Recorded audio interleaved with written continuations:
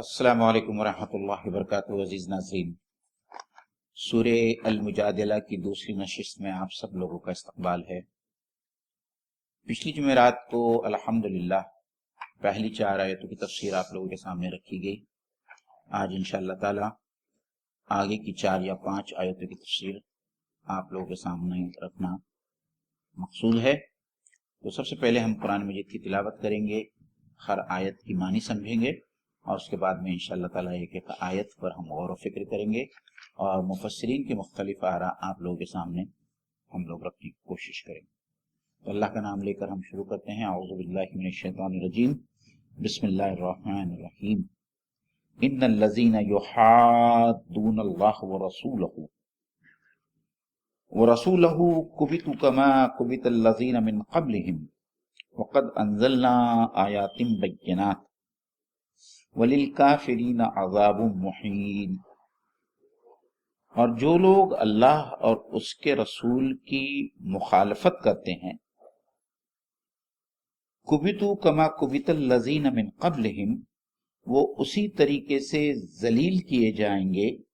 کما کُبِتَ الَّذِینَ مِن قَبْلِہِم، جس طریقے سے ان سے پہلے کے لوگ ذلیل اور رسوا کیے گئے۔ وَقَدْ أَنزَلْنَا آیات بینات، اور ہم نے نازل کی ہیں تمہاری طرف روشن آیتیں، وَلِلْكَافِرِينَ عَذَابٌ مُحِینٌ، اور کافروں کے لیے رسوا کن عذاب۔ اس آیت میں ایک لفظ آیا ہے، وہ ہے حادہ کا، اور حادہ کی معنی جو ہوتی ہے عربی زبان میں کسی کو گھور کر اور غصے کی شکل میں دیکھنا، اور وہیں سے اس کا استعمال ہونے لگا ہے مخالفت، اور ایسی مخالفت کہ آدمی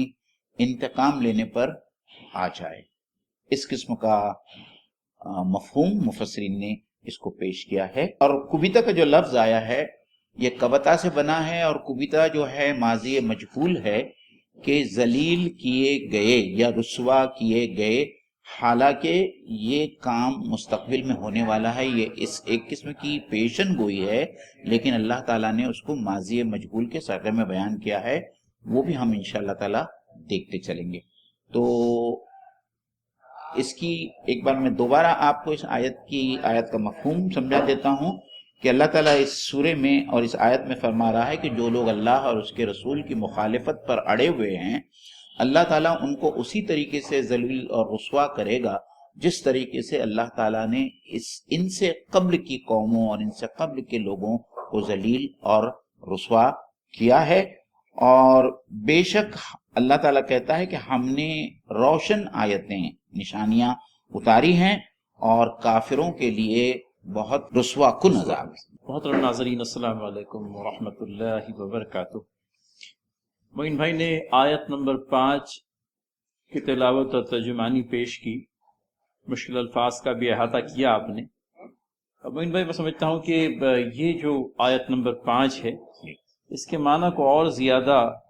واضح انداز میں سمجھنے کے لیے اگر چوتھی آیت کا جو آخری حصہ ہے اس کو سمجھنا اس کو ہم لوگ دیکھ لیں تو میں سمجھتا ہوں سلسلہ کلام چوتھی آیت سے جڑ جائے گا۔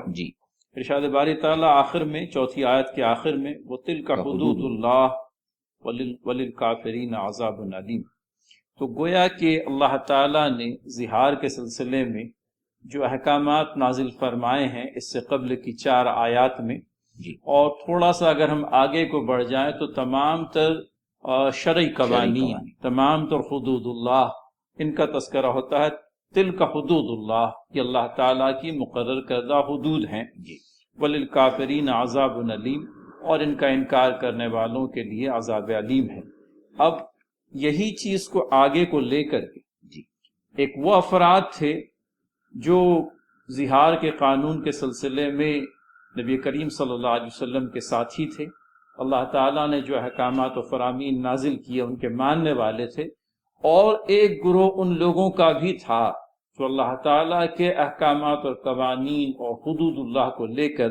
نبی کریم صلی اللہ علیہ وسلم سے جو کہہ لیجئے کہ محاذارہ تھے۔ تو اس پر ارشاد باری تعالیٰ ہے 5ویں آیت جس کی تلاوت اور ترجمانی آپ کے سامنے آئی کہ وہ لوگ جو اللہ اور رسول صلی اللہ علیہ وسلم کے خلاف محاذ آرائی کرتے ہیں وہ ذلیل ہوں گے جس طرح ان سے پہلے ان کے ہم مشرب ذلیل ہوئے ہیں، اور ہم نے نہایت واضح تنبیہات اتار دی ہیں، اور کافروں کے لیے رسوا کن عذاب نہایت سخت ذلیل کرنے والا عذاب ہے۔ جی تو معین بھائی اس میں یہ جو باتیں آئی ہے جی اس کی طرف تھوڑا سا میں سمجھتا ہوں کہ پرانے مفسرین نے بڑی شدت کے ساتھ میں اس بات کو اٹھایا ہے۔ تفہیم القرآن کے اندر میں صاحب تفہیم نے علامہ آلوسی، بیضاوی اور اسی طرح سے ابن جریر طبری ان سب کے حوالے نقل کیے ہیں، اور سب کے اتفاقی رائے یہ بیان کی ہے کہ حدود اللہ کے مقابلے میں جو لوگ اپنی حدود کو منوانا چاہتے ہیں، اللہ تعالیٰ کے احکامات اور فرامین کے مقابلے میں جو خود اپنے وضع کردہ قوانین کو لاگو کرنا چاہتے ہیں اور بندگان خدا کو اس بات کے لیے مجبور کر رہے ہیں کہ وہ ان قوانین کو اللہ تعالیٰ کے قوانین کے بالمقابل تسلیم کریں، ان کے لیے ہے اللہ تعالیٰ کا یہ فرمان مبارک، بلکہ یوں کہہ لیجئے کہ اپنے آپ میں ایک تنبیہ جو اس آیت نمبر 5 کے اندر میں اللہ تعالیٰ نے بالکل واضح اور مترشح انداز میں دی ہے۔ فرماتے ہیں وَلِلْكَافِرِينَ عَذَابٌ عَلِيمٌ، کہ جو لوگ اس پرکار کی محاذ آرائی کر رہے ہیں ان کو یہ معلوم ہونا چاہیے کہ اس سے پہلے بھی جب لوگوں نے اللہ اور اس کے بھیجے ہوئے رسول کے مقابلے میں اپنے قوانین کا نفاذ چاہا، اللہ تعالیٰ نے ان لوگوں کو جو ہے تو اس دنیا کے اندر میں بھی ذلیل و خوار کیا، اور یہ کہ آخرت کے اندر میں ان کے لیے رسوا کن عذاب ہے۔ فیصل بھائی ایک بات ناظرین اس بات کو سمجھیں کہ اس کے مخاطب 3 جماعتیں ہیں، ایک تو مشرکین مکہ بھی ہے، دوسرے جو مدینہ میں جو مخالفت چل رہی تھی وہ بھی ہے اہل کتاب میں سے، اور پھر منافقین کا ذکر ہوا، اور بہت تفصیل کے ساتھ میں ہم نے منافقین کا ذکر کیا سورہ الحدید میں، اور منافقین کا ذکر اس میں بھی بعد میں آئے گا، اور پھر وہ تمام لوگ جو آج کی دنیا میں نام نہاد مسلمان جیسا نام رکھتے ہیں لیکن وہ اللہ کی قائم کردہ حدود یا اللہ اور اس کے رسول کے جو فرمانات ہے اور جو شرعی قوانین ہے اس کو وہ قبول نہیں کرتے، اس کی مختلف شکلیں مفسرین نے فیصل بھائی گنوائی ہیں۔ جیسا ایک تو یہ ہے کہ کوئی سرے سے اللہ کا حکم تسلیم ہی نہ کرے، یا اللہ کے حکم کا مذاق اڑائے، یا یہ کہے کہ بھئی یہ سزا جو ہے مہذب دنیا میں زیب نہیں دیتی، کہ یہ تو وحشیانہ جس طریقے سے کہا جاتا ہے کہ باربیرک جو ہے یہ سزا ہے، تو اس طریقے سے سزا نہیں دینی چاہیے، یا اس کی جگہ پر جو ہے اس سزا کا نفاذ اس طریقے سے ہو جاتا ہے۔ یہ تمام شکلوں کے اوپر اس آیت کا انطباق ہوتا ہے۔ ایک مزید ڈائمنشن معین بھائی یہ بھی ہے کہ بندگان خدا کو جو ہے بحالت مجبوری ان قوانین کا پابند کیا گیا ہے، لیکن وہ عوام جو مجبوری کی حالت میں ان قوانین کو ماننے کے لیے یوں کہہ لیجئے کہ بحالت مجبوری اپنے آپ کو تیار پاتی ہیں، ان کے لیے بھی کہیں نہ کہیں اس بات کا انتباہ ہے۔ ہوتا کیا ہے معین بھائی کہ برسہ برس تک جب ایک ہی نظام قانون کے تئیں آپ زندگی گزارتے ہیں تو اس قانون کے تئیں آپ کے اندر میں ایک پرکار کی رضا و رغبت جو ہے پیدا ہو جاتی ہے۔ یہ کوئٹ نیچرل ہے، کیونکہ بارہا جب آپ ایک ہی چیز کو دہرانے لگتے ہیں آپ اس چیز کے عادی بن جاتے ہیں۔ یہ ایک ایوولوشنری پروسیس ہے، اور جو انفلوئنس کر جاتا ہے غیر فطری طور پر ہماری مرضی، ہماری پسند اور ناپسند کو۔ تو یہ ناظرین ہمارے لیے بالخصوص اس کے اندر میں یہ انتباہ کہ بحالت مجبوری کوئی چیز کو اختیار کر لینا ایک شے ہے، لیکن ذہن میں کہیں پر یہ بات بہرحال ہونی چاہیے کہ اللہ تعالیٰ نے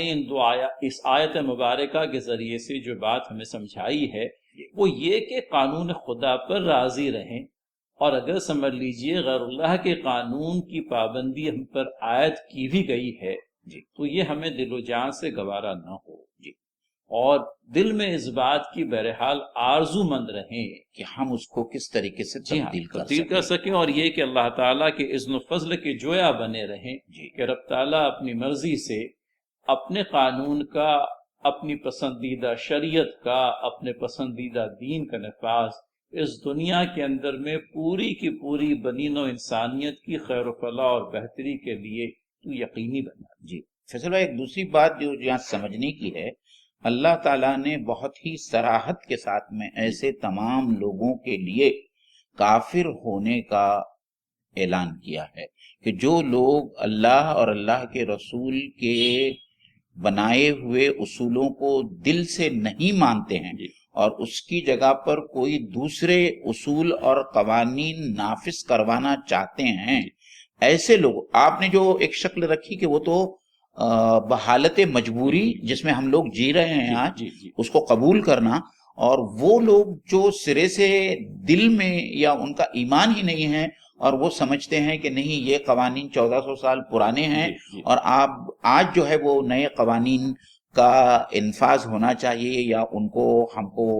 امپلیمنٹ کرنا چاہیے۔ اور بعض مفسرین نے تو بعض سلاطین اور عمرا کی بھی باتیں لکھی ہے کہ جن لوگوں نے اپنی طرف سے نئے نئے دین گھڑ لیے تھے، جو ایک نام فوراً ہمارے ذہن میں دین الہی کا آتا ہے، تو ان لوگوں کے بارے میں تو مفسرین نے صاف لکھا ہے کہ اللہ نے صراحت کے ساتھ میں ان کے اوپر جو ہے کفر کا اعلان کیا ہے۔ تو ہم کو بہت ڈرنا چاہیے، بہت احتیاط کرنا چاہیے۔ دوسری چیز یہ بھی ناظرین اور ہم سبھی کے لیے، بلکہ تمام تر بندگان خدا کے لیے،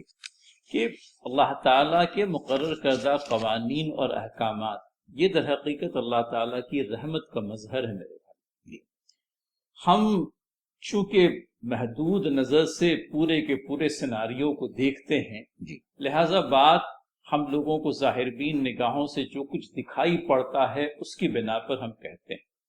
اللہ تعالیٰ سمیع و بصیر ہے، اللہ تعالیٰ علیم و خبیر ہے، اور اس کا علم جو ہے تمام تر ادوار پر محیط ہے۔ انسانی ضرورتوں کو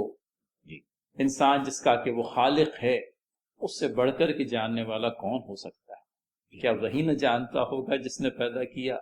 وہ تو بڑا ہی باریک بھی اور باخبر ہے۔ تو لہٰذا ہمیں یہ سمجھنے کی ضرورت ہے ناظرین کہ اللہ تعالیٰ نے ہمارے لیے جو قوانین مرتب کیے ہیں، ہمارے لیے جس شریعت کو پسند کیا ہے، یہ بھی در حقیقت اس کی رحمت کا مظہر ہے۔ کہیں کوئی شخص اس طرح کی بات کہہ بھی دے کہ اس سزا کے سلسلے میں میری رائے فلاں اور فلاں ہے، لیکن حقیقت نفس الامری اس سے جو ہے بدل نہیں جاتی۔ ہر ادوار میں قوانین جو ہے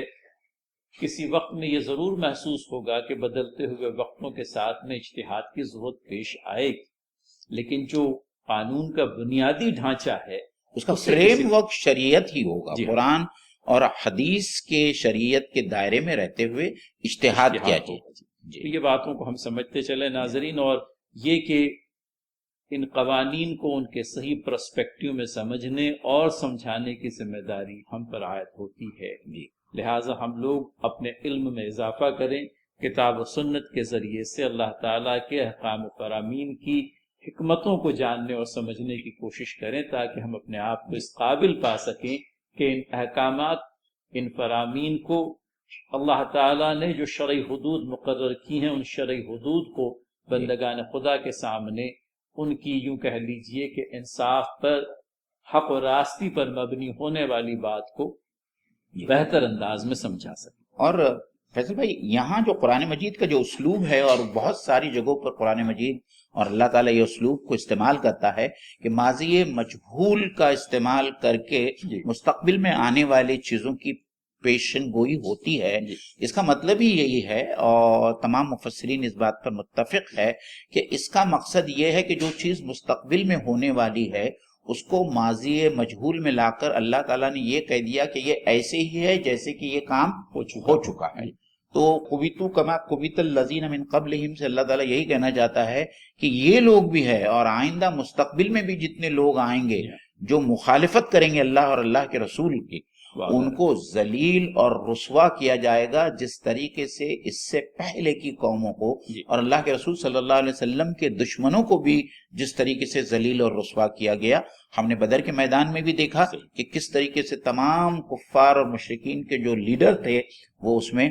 مارے گئے، اور پھر جو اللہ کی نے جو اس میں جو پیشن گوئی ہے تو وہ یہود کی شکل میں ہم کو نظر آتا ہے کہ کس طریقے سے خیبر میں بھی اللہ تعالیٰ نے ان کو رسوا کیا، اور اس قدر رسوا کیا کہ وہ اپنے ہاتھوں سے مجبور ہو گئے اپنے گھروں کو توڑنے کے لیے. تو اور یہی پیشن گوئی ان تمام لوگوں کے لیے ہے، قیامت تک کے آنے والے لوگوں کے لیے ہے، کہ اگر وہ اس قسم کا کوئی معاملہ کرتے ہیں اور اس قسم کی روش اختیار کرتے ہیں تو اس دنیا میں بھی ان کے لیے ذلت اور رسوائی ہے، اور آخرت کے لیے تو اللہ تعالیٰ نے صاف طور پر کہہ دیا کہ ان کے لیے جو ہے ایک بہت ہی رسوا کن عذاب ہے. تو ناظرین، یہ کل ملا کر کے باتیں، اور پھر انداز بیان میں اللہ تعالیٰ کا یوں کہہ لیجئے کہ جس شدت کا اظہار ہو رہا ہے وہ اپنی جگہ نہایت ہی واضح ہے، کیونکہ سوال اس وقت ساری کی ساری نوع انسانی کا ہے. افراد کے بنائے ہوئے قوانین ساری کی ساری بنی نوع انسان کے حلیے کو، یا یوں کہہ لیجئے کہ ان کی روزمرہ زندگی کو ڈسٹرب کر کے رکھ دیتے ہیں. فرد کی زندگی ہو یا اجتماعی زندگی ہو، ہر جگہ اس قانون سازی کے نتیجے میں ایک طرح کا کرپشن ہے، ایک طرح کا بگاڑ ہے، بد اخلاقی اور بد عمالی ہے جو پھیلی ہوئی نظر آتی ہے، اور اس کے کڑوے کسیلے پھل آئے دن انسانوں کو کھانے کے لیے ملتے ہیں. آپ دیکھیے، مثالیں بہت سی ہو سکتی ہے، لیکن قلت وقت کی بنا پر ہم ان اشاروں اور کنایوں پر بس کرتے ہیں. آپ بذات خود اپنے طور پر اس بات کو دیکھیں کہ یہ انسانی قانون سازی نے مستقبل قریب میں اور حال میں بھی کیا کچھ گل کھلائے ہیں، اور اللہ تعالیٰ کے قانون کی طرف رجوع کرنا ہمارے لیے کیوں کر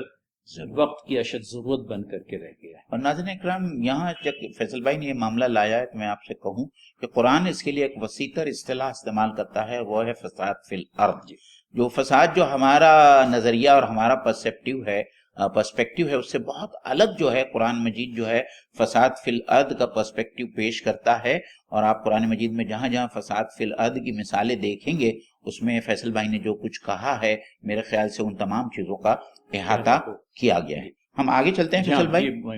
یوم یبعثهم اللہ جمیعا فینبئهم بما عملوا احصاہ اللہ ونسوہ واللہ علی کل شیء شہید. اور اس دن، جس دن وہ سب اٹھائے جائیں گے،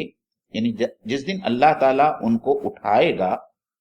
جمیعاً، سب کو، مطلب جو بھی اس سے پہلے گزرا ہے، تو یوم یبعثهم اللہ جمیعاً، اللہ تعالیٰ ان سب کو ایک ساتھ اٹھائے گا. فینبئهم بما عملوا، اور پھر اللہ تعالیٰ انہیں بتائے گا جو کچھ بھی وہ کرتے رہے ہیں. احصاہ اللہ، اللہ تعالیٰ نے اس کا احاطہ کر رکھا ہے. ونسوہ، اور یہ گناہ کرنے والے ان کو بھول چکے ہیں. واللہ علی کل شیء شہید، بے شک اللہ تعالیٰ ہر چیز کے اوپر شاہد ہے. تو یہاں تو ایسی کوئی بھی ایسا لفظ نہیں ہے اس آیت کے اندر جو مشکل لفظ ہے. تو فیصل بھائی اس کے بارے میں آپ، جو خاص طور پر یہ کہا گیا، ہم ہمیشہ ہماری تفسیروں میں کہتے رہتے ہیں کہ اس میں آخرت کا جو زور بیان ہے کہ ایک روز آئے گا کہ حضرت آدم علیہ السلام سے قیامت تک کا جو آخری انسان ہے، مر جانے کے بعد میں اللہ تعالیٰ ان سب لوگوں کو ایک ساتھ جمع کرے گا. اور یہاں جمیعاً کا صیغہ یا جمیعاً کی بات اسی لیے کی گئی ہے کہ ایسا کوئی انسان نہیں ہے جو بچ جائے گا یا چھوڑ دیا جائے گا. تو حضرت آدم علیہ السلام سے لے کے پورا بنی نوع انسان کا پورا قبیلہ جو ہے وہ اللہ تعالیٰ ان کو دوبارہ زندہ کرے گا، اور پھر اللہ تعالیٰ ان کے سامنے ان کا اعمال نامہ پیش کرے گا جو کچھ بھی وہ اس دنیا میں کرتے آئے ہیں. یہاں جو خاص بات جو ہے، دو الفاظ اللہ تعالیٰ نے لائے ہیں جو قابل ذکر ہے. ایک تو یہ کہ اللہ تعالیٰ نے ان کے تمام کاموں کا، کرتوتوں کا، چاہے وہ اچھے اعمال ہو یا چاہے برے اعمال ہو، اللہ تعالیٰ نے اس کا احاطہ کر رکھا ہے. در حالانکہ یہ ہو سکتا ہے کہ گنہگار اپنی بہت ساری گناہوں کو بھول چکے ہو، نسو ہو. تو اس کے اوپر اگر آپ کچھ تھوڑی، بھائی ایک بہت ہی یوں کہہ لیجئے کہ لمحہ فکریہ ہے ہم سبھی کے لیے، کیا ان افراد کے لیے جو اللہ تعالیٰ کے منکر ہیں، اور کیا وہ جو اللہ تعالیٰ پر ایمان رکھتے ہیں. حضرات ناظرین، عزیزی ناظرات، کئی ایک اعمال ایسے بھی جن کو کر کے ہم بھول چکے ہیں. رات کے کسی شب میں ان اعمال کا کبھی دھندلا سا خاکہ یا تذکرہ آ جاتا ہے. کئی ایک گناہ ایسے بھی جن پر اللہ تعالیٰ نے پردہ ڈال رکھا ہے اور ان کی پکڑ اس دنیا کے اندر میں نہیں ہوئی، اور اللہ تعالیٰ سے امیدیں باندھے رکھیں، بلکہ دعائیں کرتے رہیں کہ اس حدیث صحیحہ کے عین مطابق ایک بندے کو اپنے اعمال بد دکھائے جائیں گے اور اپنے انجام بد سے وہ دوچار ہونے والا ہے، اس بات کا یقین اسے ہونے لگے گا، اور تب اللہ تعالیٰ فرمائے گا کہ میں نے دنیا میں تیرے گناہوں کی ستاری کی اور آج میں تیرے گناہ بخش دیتا ہوں، معاف کر دیتا ہوں۔ الحمدللہ۔ تو یہ ناظرین ہے تو ہمارے لیے قرآن کریم کا یہ جو مقام ہے، یہ ہے اپنے آپ میں ایک لمحہ فکریہ، اور وہاں اللہ کے نبی صلی اللہ علیہ وسلم نے ہمیں امید بھی دلائی ہے، لیکن یہ کہ اس بات کا یقین رہے، کوئی عمل چھوٹا ہو یا بڑا، اللہ تعالیٰ نے ہر ایک عمل کو احصاہ اللہ کے الفاظ جو آئے مومن بھائی کہیں گن کر رکھنے والی بات جو ہے، یعنی ایسا ہے کہ every thing has been accounted for, یعنی کوئی ایسی چیز نہیں ہے نہ چھوٹی نہ بڑی جو اس اعمال نامے سے نکل کر چلی گئی۔ وہ جو آیت ہے مال حاضل کتاب کہ لا یغادر صغیرۃ ولا کبیرۃ الا احصاها، کہ یہ کیسا مطلب مجرم لوگ جو ہے اپنے اعمال نامہ کو دیکھنے کے بعد میں یہ پکار اٹھیں گے، بے ساختہ پکار اٹھیں گے کہ یہ کیسی کتاب ہے کہ اس نے ہماری زندگی کی چھوٹی سی چھوٹی اور بڑی سی بڑی چیز جو ہے وہ ریکارڈ کر رکھی۔ تو ناظرین اس بات کو اچھی طرح سے ذہن میں رکھے، اور اللہ تعالیٰ نے مزید یہ بات اور بھی زیادہ شدت کے ساتھ فرمائی، واللہ علی کل شیء شہید، کہ اللہ تعالیٰ جو ہے ہر شے کا، ہر بات کا بذات خود شاہد ہے۔ مطلب حجت اس طریقے سے تمام ہوگی کہ اللہ تعالیٰ تو خود شاہد ہے، عالم ہے، اس کے ساتھ میں اس کے دو پہریدار ہمارے ساتھ میں بیٹھے ہوئے ہیں، اور وہ ہر وقت جو ہے ہمارے اعمال کو ریکارڈ کر رہے ہیں، تو پھر انسان اس پوزیشن میں ہی نہیں ہوگا کہ وہ اپنے کسی گناہ کو جو ہے وہ انکار کر سکے گا۔ اور یہ معین بھائی یہ جو بات ہے اس دنیا کے اندر میں ہی رہتے ہوئے ناظرین ہم کو اس بات سے آگہی کر دی گئی کہ تم ان چیزوں کو بھول جاتے ہو۔ نسوح کا جو لفظ آیا ہے معین بھائی کہ گن کر تو اللہ تعالیٰ نے every thing has been recorded and accounted for, لیکن آپ کا معاملہ اور ہمارا معاملہ یہ ہے کہ بہت سارے گناہ کرنے کے بعد آج ہمیں یاد بھی نہیں کہ ہم سے اس طرح کا کوئی گناہ سرزد ہوا ہے، لیکن اللہ تعالیٰ کا ریکارڈ اپنے آپ میں فول پروف ہے، اپنے آپ میں ایک ایسا پریپورن قسم کا ریکارڈ ہے جس سے کوئی چیز چھوٹی نہیں ہے۔ لہٰذا اللہ تعالیٰ سے معافی کے خواستگار گنے، اور بزرگان سکھایا کرتے تھے باری تعالیٰ انجانے میں اور جان بوجھ کر جو گناہ ہوئے ہیں ان کو معاف فرما، اور ہم سے جو کچھ سرزد ہوا ہم اس کو بھول چکے ہیں، لیکن تجھے علم ہے، اور لہٰذا تو اپنے فضل خاص سے ہماری بخشش کا معاملہ فرما۔ تو ناظرین یہ آیت نمبر 6 ہے، اور اسی آیت نمبر 6 کو اگر ہم 5 کے تناظر میں، عذاب مہین کے تناظر میں دیکھ لیں تو ایک مرتبہ پھر وہ انتباہ ہے۔ افراد نے قانون سازی کی، قوانین بنائے، اپنے یوں کہہ لیجئے کہ سبجیکٹس کو ان قوانین کا پابند کیا، اور شاید یہ کچھ کر چکنے کے بعد میں وہ بھول گئے۔ اللہ تعالیٰ ان کے کرتوتوں کا بھی تذکرہ فرماتے ہیں کہ ہم نے احصاہ اللہ لکھ رکھا ہے، گن گن کر رکھا ہے، تم شاید کہ بھول بھی جاؤ، لیکن اللہ جو ہے ہر شے پر بذات خود شاہد ہے۔ آگے چلیں۔ جی معین بھائی۔ آگے اللہ تعالیٰ فرماتا الم تر ان اللہ یعلم ما فی السماوات وما فی الارض، کیا تم نے نہیں دیکھا کہ اللہ تعالیٰ جانتا ہے جو کچھ بھی آسمانوں میں ہے اور جو زمین میں ہے۔ ما یکون من نجوا ثلاثۃ الا هو رابعهم، اور جو کچھ بھی سرگوشی یا رازداری کی بات ہوتی ہے 3 لوگوں میں، لیکن ایسا نہیں ہوتا کہ چوتھا اللہ تعالیٰ ان کے ساتھ میں ہوتا ہے۔ ولا خمسۃ الا هو سادسهم، اور ایسا نہیں ہوتا کہ 5 لوگ آپس میں بات کریں اور چھٹا اللہ تعالیٰ خود ہو۔ ولا ادنا من ذلك ولا اکثر، اور نہ اس سے کم نہ اس سے زیادہ۔ الا هو معهم اینما کانوا، اور یہ ہے کہ اللہ ان لوگوں کے ساتھ میں ہوتا ہے وہ جہاں کہیں بھی ہوتے ہیں۔ ثم ينبئهم، اور پھر اللہ تعالیٰ ان کو بتائے گا بما عملوا یوم القیامہ، قیامت کے دن اللہ تعالیٰ ان کو ان کے اعمال ناموں سے روشناس کرائے گا، بتائے گا۔ ان اللہ بکل شیء علیم، بے شک اللہ تعالیٰ ہر چیز کا جاننے والا ہے۔ تو یہاں نجوا کے اوپر اگر آپ کچھ روشنی ڈالیں، نجوا کے سلسلے میں تو یہاں پر یہ تھوڑا سا تاریخی پس منظر بھی دیکھ لیں ان آیتوں کا معین بھائی، کیونکہ اس سے سمجھنے میں آسانی ہوگی۔ یہ منافقین کا طرز عمل تھا ناظرین کہ کہنے کے لیے مسلمانوں کی جماعت کا اپنے آپ کو ایک حصہ بتلاتے تھے، لیکن یہ پارٹی ود ان پارٹی تھی، آپ دیکھیے، اور کوئی موقع نہیں چوکتے تھے مسلمانوں کی تذلیل اور توہین کا، دین کے اندر میں بیجا اشکال تلاش کرنے کا، اور یہاں تک کہ اللہ کے نبی صلی اللہ علیہ وسلم کے سلسلے میں بھی باتیں اڑانے کا۔ یہ پکے دشمن تھے اللہ تعالیٰ کے دین کے اور اس کے رسول صلی اللہ علیہ وسلم کے، اور اکثر اوقات یہ دیکھا گیا تھا کہ یہ ایک وسپرنگ کیمپین جسے کہتے ہیں، اس پرکار کا کوئی کیمپین چلاتے تھے۔ ان لوگوں کو ساری ترغیبات اور ان لوگوں کو ساری ہدایات اہل کتاب سے ملا کرتی تھی، اور چونکہ یہ آستین کے سانپ تھے لہٰذا بڑی آسانی سے اپنے کام کو کرتے چلے جا رہے تھے، اور اللہ کے نبی صلی اللہ علیہ وسلم کی شفقت تھی، رحمت تھی، آپ صلی اللہ علیہ وسلم کی جو ہے یوں کہہ لیجئے کہ سادہ لوہی تھی، ایک پرکار سے کسی درجے میں سادہ لوہی بھی کہوں تو غلط نہ ہوگا، کہ بہت ساری باتوں کو ٹولریٹ کر دیتے تھے، جانتے تھے، ایسا نہیں تھا کہ جانکار نہیں تھے، جانتے تھے، لیکن نہیں چاہتے تھے کہ مسلمانوں کی جماعت کے اندر میں کوئی رخنہ پیدا ہو، اور اتحاد بین المسلمین کا تقاضا تھا کہ آپ صلی اللہ علیہ وسلم نے ان کے کرتوتوں کو ان پر ظاہر کرنے کی بجائے اکثر اوقات نظر انداز بھی کیا، لیکن کچھ مواقع ایسے پیدا ہو گئے تھے، خاص کر کے جس دور میں اس سورہ نازل ہوئی، جس زمانے میں یہ سورہ نازل ہوئی ہے، کہ اب ان لوگوں کی پردہ پوشی یوں کہہ لیجئے کہ ختم کر کے ان لوگوں کو عوام الناس کے سامنے پیش کر دینا لازم ہو گیا، ایکسپوز کرنا بہت ضروری ہو گیا، لہٰذا سب سے پہلے اس بیماری کو لیا گیا۔ یہ جو اسپرنگ کیمپین چلتا تھا، ایسا کچھ کہ لوگ اس بات کا تاثر لیں کہ یہ لوگ میرے ہی تعلق سے کوئی بات کر رہے ہیں، یا میرے خلاف کوئی فتنہ برپا کرنا چاہتے ہیں، یا میرے خلاف کوئی سازش برپا کرنا چاہتے ہیں، اس سے اہل ایمان کو بڑی اذیت ہوتی، اور اللہ کے نبی صلی اللہ علیہ وسلم کے ساتھ میں بھی ان لوگوں کا رویہ اس پرکار کا ہوا کرتا تھا، چاہتے تھے کہ اللہ کے نبی صلی اللہ علیہ وسلم خصوصی توجہ ان لوگوں کی طرف دیں،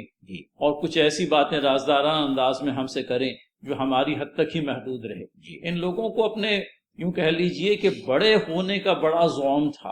اور ہر وقت اپنی بڑائی بیان کرنے میں چوکتے نہیں تھے، اور اپنے آپ کو بہت زیادہ یوں کہہ لیجئے کہ خود نمائی جسے کہیں گے، اس خود نمائی ان لوگوں میں کوٹ کر بھری ہوئی تھی، دوسروں کے اوپر اپنی برتری جتلانا اور قائم کرنا منافقین کا یوں کہہ لیجئے کہ شیوا تھا، اور اللہ کے نبی صلی اللہ علیہ وسلم کی جو حیثیت تھی، اس حیثیت کے چلتے وہ یہ چاہتے تھے کہ ہم اللہ کے نبی صلی اللہ علیہ وسلم کے حاشیہ آرا ہیں، اس طرح سے کچھ لوگوں کو معلوم ہو جائے، حالانکہ تھے تو اللہ تعالیٰ کے دین کے اور نبی محترم صلی اللہ علیہ وسلم کے پکے دشمن۔ تو یہ وسپرنگ کیمپین جو چل رہا تھا، اور جس کے تئیں یہ سمجھا جاتا تھا کہ رازداری میں ہماری کہی ہوئی باتوں سے کوئی واقف ہی نہیں ہے، اللہ تعالیٰ نے ان کی اس خام خیالی کو دور کرنے کے لیے اور اس کا پردہ فاش کرنے کے لیے بات کہی۔ پہلے تو یہ بات ہوئی واللہ علی کل شیء شہید، اور پھر اس کے بعد میں مزید یوں کہہ لیجئے کہ ایکسپلینیشن کے طور پر اور زیادہ کھل کر جو بات آ رہی ہے کہ تمہاری وسپرنگ کیمپین کو چھوڑ دو، ان اللہ یعلم ما فی السماوات و ما فی الارض، آسمانوں اور زمین کے اندر میں بھی جو کچھ ہو رہا ہے اللہ تعالیٰ اس سے بھی واقف ہے۔ کیا تم نے نہیں دیکھا کہ بے شک اللہ تعالیٰ واقف ہے جو کچھ آسمانوں میں ہے اور جو کچھ زمین میں ہے۔ اور پھر اس کے بعد میں ان پرٹیکولر نجوہ پر اللہ تعالیٰ آیت کے آگے ٹکڑے میں پیش کریں۔ فیصل بھائی، اس کو اس مجادلہ کی پہلی آیت سے ہی ملا کے دیکھ لیں کہ بات ہو رہی تھی حضرت خولہ رضی اللہ تعالیٰ عنہ کی اللہ کے رسول صلی اللہ علیہ وسلم کے ساتھ میں، اور بہت ہی سرگوشیانہ اور رازدارانہ انداز میں وہ اپنے گھر کا مسئلہ پیش کر رہی تھی، اتنی خاموشی سے اور اتنی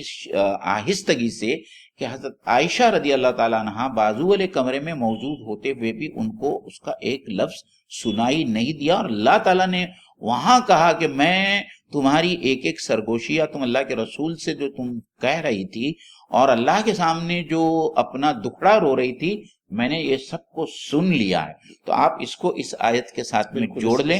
تو پھر جو ہے وہ اللہ تعالیٰ یہاں کہتا ہے کہ 3 لوگ سرگوشی یا رازدارانہ بات نہیں کرتے مگر یہ کہ اللہ تعالیٰ چوتھا ان کے ساتھ میں ہوتا ہے، یا 5 لوگ آپس میں رازدارانہ بات یا کانا پھوسی نہیں کرتے مگر یہ کہ چھٹا اللہ تعالیٰ کی ذات ان لوگوں کے ساتھ میں ہوتی ہے۔ تو ہم کو یہ بھی سمجھنے کی بات ہے کہ اللہ تعالیٰ فزیکلی ان لوگوں کے ساتھ میں نہیں ہوتا. مفسرین نے بہت ہی صراحت کے ساتھ میں یہ بات لکھی ہے اور کہی ہے تاکہ عقیدے میں کوئی گڑبڑ نہ ہو. اللہ تعالیٰ کی معیت یا اللہ تعالیٰ کا یہ موجود ہونا اس کے علم کی بنا پر ہے کہ اللہ اپنے عالم ہونے کی وجہ سے جو ہے ہم آپس میں جو بات چیت کرتے ہیں اللہ تعالیٰ کو ان تمام بات چیت کا علم ہوتا ہے. اور پھر معین بھائی مزید آخر کا جو حصہ ہے جی وَلَا أَدْنَىٰ مِنْ ذَلِكَ وَلَا أَكْثَرَ، مطلب اللہ تعالیٰ نے یہ کہا کہ میں 3 یا 5 کی ہی بات نہیں کر رہا ہوں، چاہے 3 سے کچھ کم ہو جائے یا 5 سے کچھ زیادہ ہو جائیں، تو تعداد جو ہے یہاں مانی نہیں رکھتی. یہ کہ 2 افراد آپس میں سرگوشی کر رہے ہوں یا 2 سے زیادہ جی بہرحال اللہ تعالیٰ جو ہے ان کے درمیان میں موجود ہوتا ہے. جی اور باقی باتوں کی صراحت ہو چکی کہ یہ موجودگی فزیکل موجودگی نہیں ہے. اللہ تعالیٰ جو ہے اومنیپوٹنٹ پریزنس جسے ہم کہتے ہیں، ہر جگہ موجودگی اللہ تعالیٰ کی. اور آخر میں جو ٹکڑا لایا گیا ہے جیسا کہ قرآن کا ہمیشہ سے اسلوب رہا ہے معین بھائی، جی ان اللہ بکل شیء علیم، جی کہ بے شک اللہ تعالیٰ جو ہے وہ ہر شے سے واقف ہے. جی ڈاکٹر اسرار نے اس میں بڑا اچھا نقطہ بیان کیا ہے، خاص طور پر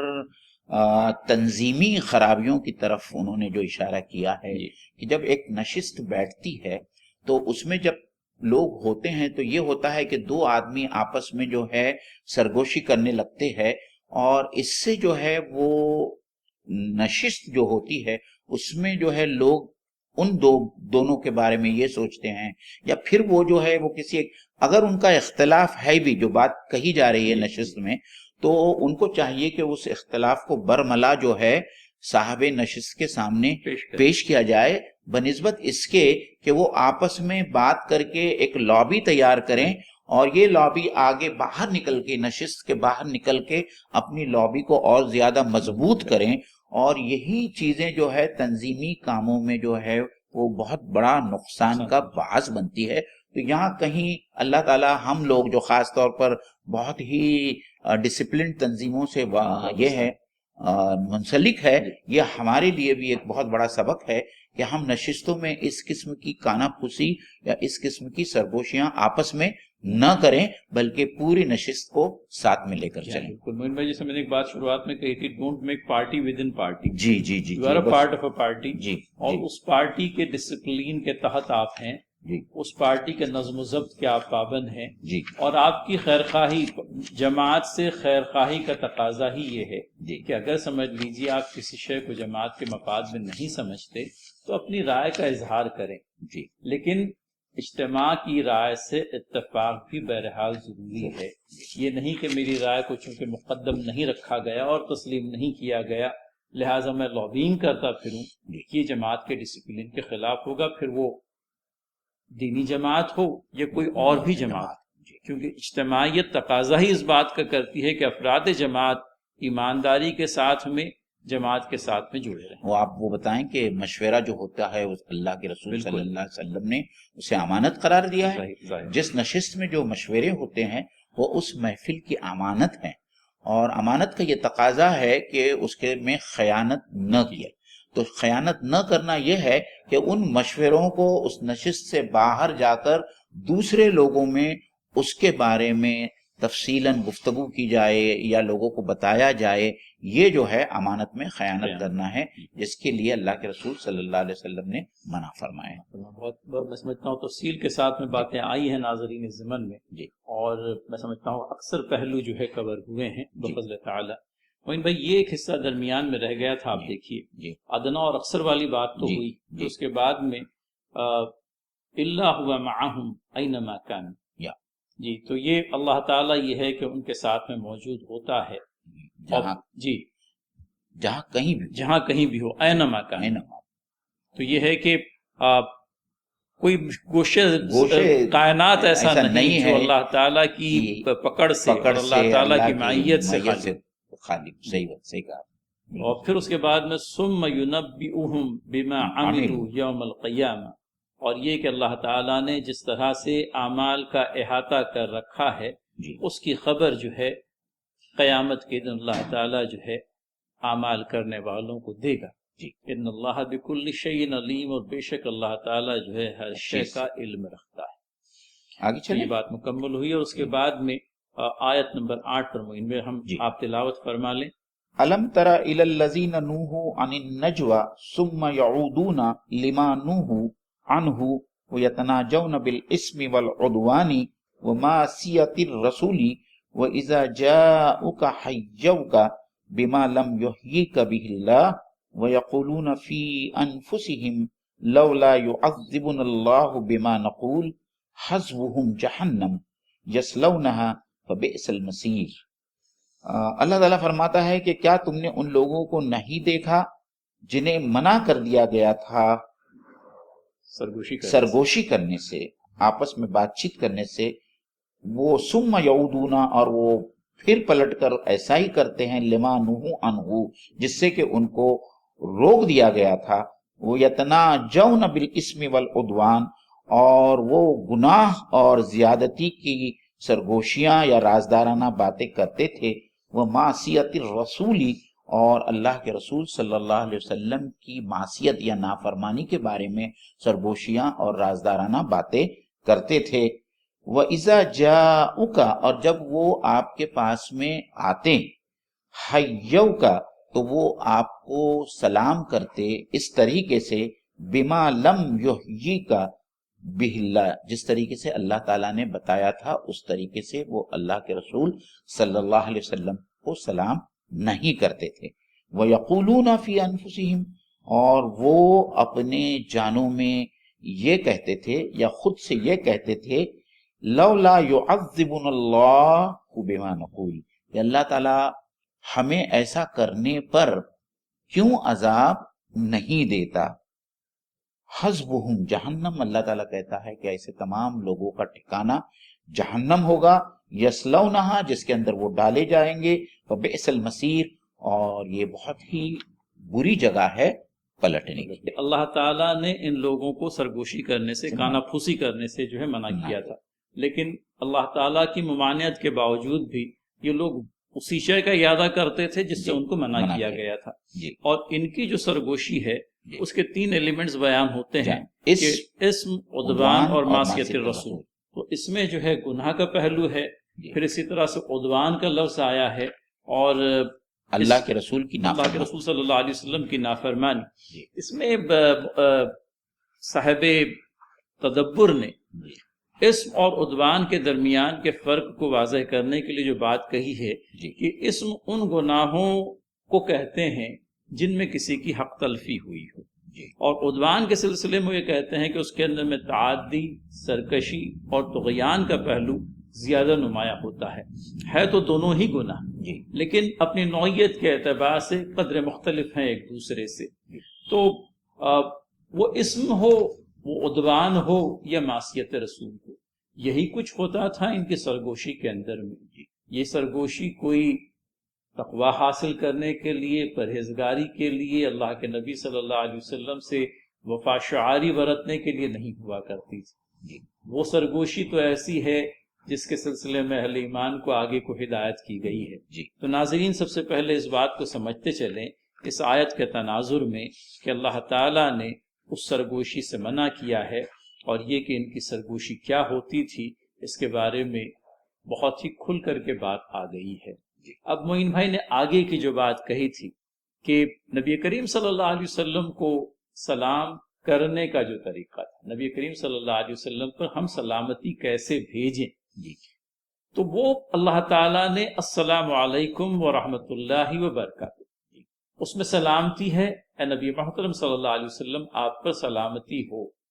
اور یہ ظالم جب اللہ کے نبی صلی اللہ علیہ وسلم کے پاس میں آتے تو اپنی زبان کو مڑوڑ کر سلام کہنے کی بجائے السلام علیکم اس طرح کے الفاظ کہتے۔ حضرت عائشہ صدیقہ رضی اللہ تعالی عنہا نے ایک مرتبہ ان نالائقوں کو یہ کہتے ہوئے سنا، اور انہوں نے جواباً جو بات کہی معین بھائی کہ ظاہر سی بات ہے اللہ کے نبی صلی اللہ علیہ وسلم تو ہیں ہی، لیکن اس کے علاوہ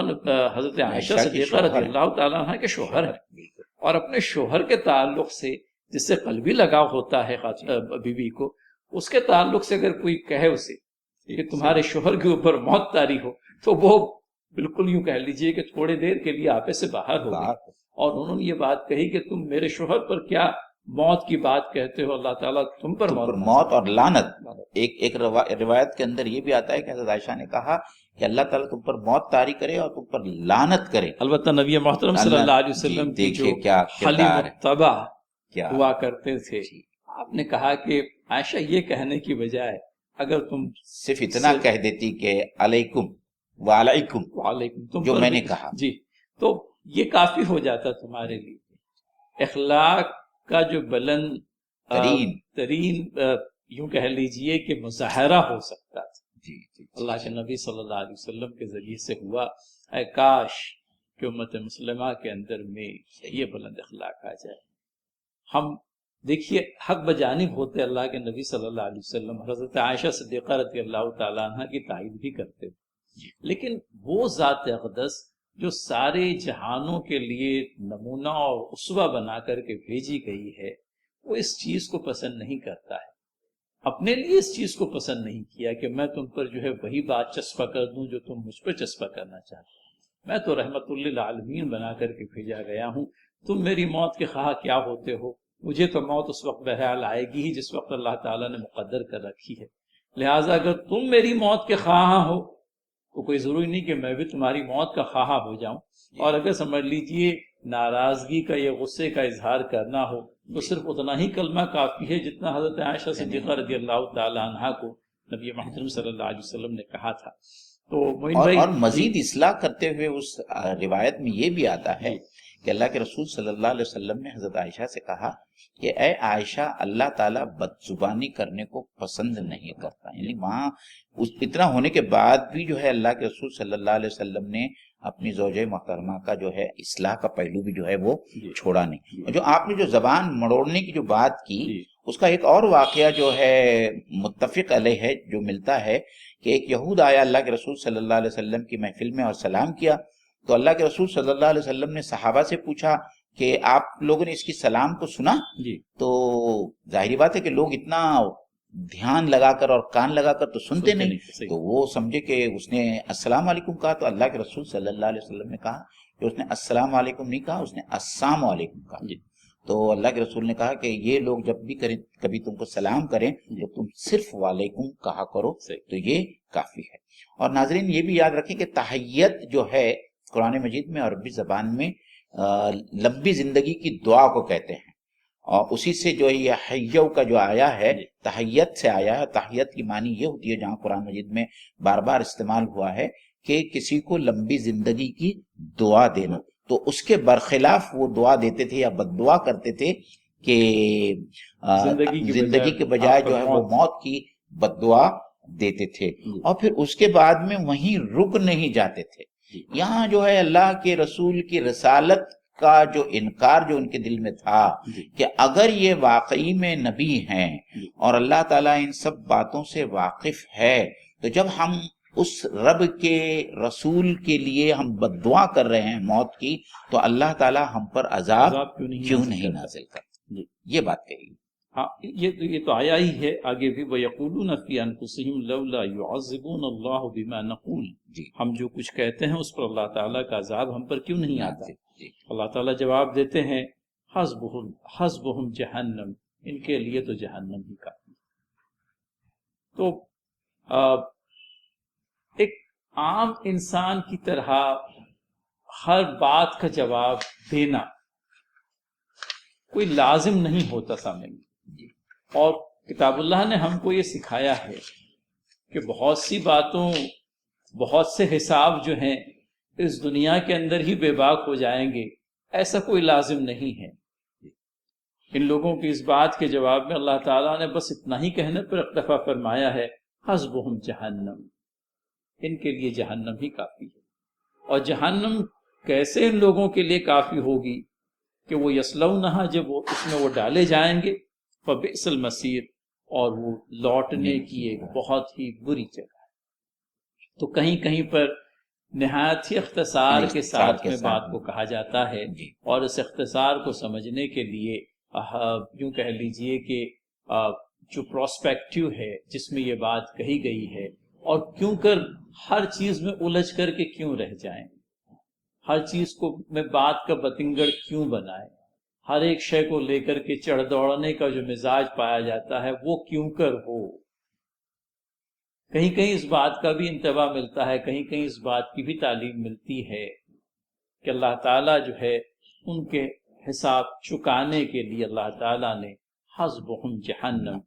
جہنم ہی ان کے لیے کافی۔ تو محترم ناظرین، آیت نمبر 8 تک ہم لوگوں نے سورہ مجادلہ کا احاطہ کرنے کی کوشش کی ہے، اور اس کے بعد میں آئندہ آیت جو ہے وہ ایک طرف تو وہ سرگوشی، وہ کانا پھوسی جو جس کی ممانعت ہے، اور وہ دوسری کانا پھوسی جس کو اللہ تعالیٰ نے روا رکھا ہے، اور ان دونوں کے درمیان کے فرق کو سمجھتے چلیں۔ پچھلی آیت نمبر 8 میں یہ بات آئی تھی کہ گناہ کی، ظلم اور تعدی کی اور معصیت رسول کی کانا پھوسی شیوا تھی منافقین کا، اور اہل ایمان سے کیا چاہا جا رہا ہے کہ اگر تمہیں سرگوشی کرنا ہی ہو تو تم کس بات کی سرگوشی کرو گے؟ موین بھائی ہم لوگ آیت کو پڑھ لیں اور پھر ترجمہ بیان کریں۔ یا ایھا الذین آمنو اذا تناجیتم، اے ایمان والو اگر تم سرگوشی کرنا چاہو یا ضرورت بھی ہو، فلا تتناجوا بالاسم والعدوان ومعصیۃ الرسول، تو تم سرگوشی ہرگز نہ کرو گناہ کی اور عدوان کی اور اللہ کے رسول کے نافرمانی کے بارے میں، وَتَنَاجَوْا بِالْبِرِّ وَالتَّقْوَى، اور اگر تم کو سرگوشی رازداری کی کوئی بات کرنا ہے تو تقوی کی اور نیکی کی بات کرو، وَاتَّقُوا اللَّهَ الَّذِي إِلَيْهِ تُحْشَرُونَ، اور اس اللہ سے ڈرو جس کی طرف تم کو لوٹ کر جانا ہے۔ اس آیت میں اللہ تعالیٰ جو ہے اہل ایمان سے صاف طور پر یہ کہہ رہا ہے کہ 3 باتوں سے سرگوشی کے معاملے میں اللہ تعالیٰ نے جس سے منع فرمایا تھا، اس میں ایک تو یہ ہے کہ وہ گناہ سے اس کا کوئی تعلق نہ، یا اس میں سے گناہ کا کوئی پہلو نہ ہو، اور نہ ہی اس میں سرکشی کا کوئی پہلو ہو کہ اللہ اور اللہ کے رسول کے ساتھ میں سرکشی کی جا رہی ہے، اور اللہ کے رسول کی نافرمانی کا پہلو نہ ہو۔ اور اس کے اگینسٹ میں، اس کے ضد میں 3 چیزوں کا جو اللہ کی طرف سے ہم کو رہنمائی مل رہی ہے کہ ہماری سرگوشی، ہماری رازدارانہ باتیں، یا ہم جو باتیں ایک دوسرے کے ساتھ میں کرتے ہیں، اس میں 3 باتوں کا خیال رکھا جائے کہ وہ باتیں اس میں جو ہے بر ہو، یعنی اس میں نیکی کی بات ہو، اور اس میں تقوی کی بات ہو، اور ہماری آپسی اصلاح کی بات، آپسی اصلاح کی بات ہو، اور ہم ہمیشہ اللہ تعالیٰ سے ڈرتے رہیں کہ کیونکہ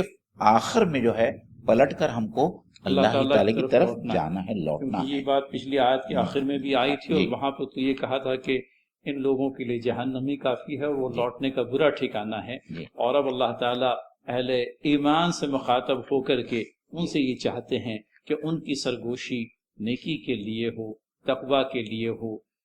اپنی ذات کی اصلاح کے لیے ہو، اور یہ شیوا جب وہ اختیار کریں گے اللہ تعالیٰ کے حضور سب اکٹھے کیے جائیں گے۔ امید ہے کہ یہ طرز عمل اللہ تعالیٰ کی رضا کو پہنچانے والا ہوگا۔ مومن بھائی، 10ویں نمبر کی جو آیت ہے یہ کہ یہ سرگوشیاں شیطان کی طرف سے ہے تاکہ وہ ایمان والوں کو غم پہنچا، حالانکہ اللہ کے اذن کے بدون وہ ان کو ذرا بھی نقصان نہیں پہنچانے پر قادر نہیں۔ ایمان والوں کو اللہ ہی پر بھروسہ کرنا چاہیے۔ یعنی ایک طرح کی بددلی جو پیدا ہوتی تھی اس سرگوشی کے نتیجے میں، اس بددلی کو دور کرنے کے لیے اللہ تعالیٰ نے یہ اطمینان دلایا ہے کہ ان کی سرگوشی جو ہے تمہیں زیادہ سے زیادہ وقتی طور پر کسی غم میں مبتلا کر سکے گی، اور اس سے زیادہ جو ہے وہ تمہیں کوئی بھی نقصان نہیں پہنچا پائیں گے، کیونکہ نقصان کا جہاں تک پہنچانے کا معاملہ ہے اللہ کے اذن کے بدون کوئی نقصان کسی کو نہیں پہنچتا، اور یہ کہ ایمان والوں کو اللہ ہی پر بھروسہ کرنا چاہیے۔ اللہ تعالیٰ اس 10 نمبر کی آیت میں جو کہہ رہے ہیں وہ یہ کہہ رہے ہیں کہ یہ سرگوشی اور یہ نجوا اور یہ رازداری کی باتیں یہ شیطان کی طرف سے ہوتی ہیں تاکہ ایمان والوں کو وہ اذیت دے یا غمگین کرے، غمزدہ کرے۔ لیکن اللہ تعالیٰ فرماتے ہیں کہ کوئی بھی ذرہ برابر بھی نقصان نہیں پہنچا سکتا شیطان یا اس قسم کی سرگوشیاں سوائے اللہ تعالیٰ کے اذن کے، اللہ تعالیٰ کی اجازت کے، اور ایمان والے ہوتے ہیں وہ اللہ تعالیٰ ہی پر بھروسہ کرتے ہیں، تو ظاہری بات ہے کہ جس کا بھروسہ اللہ تعالیٰ پر ہو ان لوگوں کو یہ سرگوشیاں یا اسلام اور رسول اللہ کے جو مخالفین ہے وہ کچھ بھی نقصان نہیں پہنچا سکتے اپنے اس حرکتوں سے اور اپنے اس روش سے۔ تو عزیز ناظرین، اس کے ساتھ میں جو ہے آج کی نشست اختتام پذیر ہوتی ہے۔ الحمدللہ تعالی اگلی نشست میں جو ہے ہم آیت نمبر 11 سے جو ہے تفسیر آپ لوگوں کے سامنے پیش کریں گے۔ آپ اسی طریقے سے ہمارے پروگرام کے ساتھ میں جڑے رہیں اور ہمارے پروگرام کو اور ہمارے اس چینل کو زیادہ سے زیادہ پروموٹ کریں تاکہ اللہ تعالیٰ آپ کو بھی اس کا اجر عطا فرمائے، اور قرآن فہمی کا جو معاملہ ہے اور قرآن فہمی کے لیے جو یہ جد و جہد ہو رہی ہے، یہ جد و جہد اور قرآن فہمی کے معاملے کو جو ہے تمام امت مسلمہ میں پہنچائیں، اور تاکہ قرآن جو ہے وہی ہمارے تمام مسائل کا حل رکھتا ہے، اور جب تک ہم قرآن کو سمجھیں گے نہیں اور اس پر عمل نہیں کریں گے اس وقت تک ہماری قوم میں جو ہے کوئی پازیٹیو تبدیلی آنا تقریباً ناممکن ہے۔ السلام علیکم السلام علیکم ورحمۃ اللہ وبرکاتہ۔